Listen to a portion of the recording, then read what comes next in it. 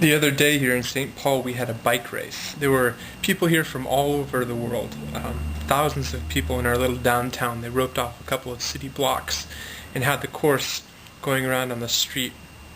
And the bikers were going over 30 miles an hour.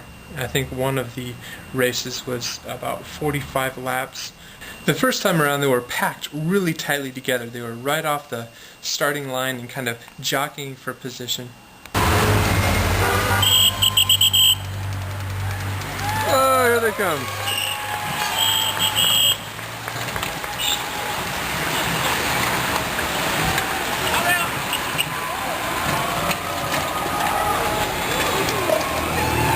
But later, towards the end of the race, they started to spread out a little bit more.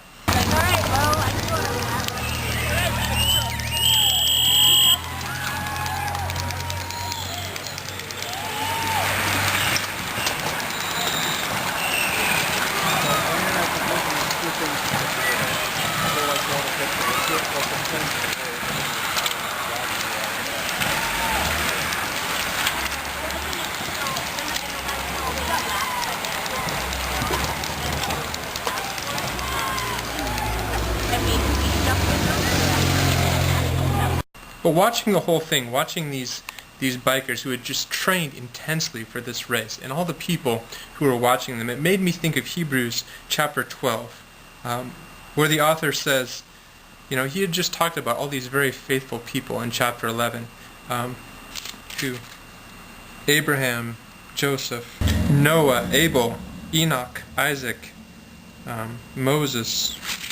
Anyhow, he's just talking about all these faithful people, and he says, wherefore, seeing we are also compassed about with so great a cloud of witnesses, let us lay aside every weight and the sin which doth so easily beset us, and let us run with patience the race that is set before us.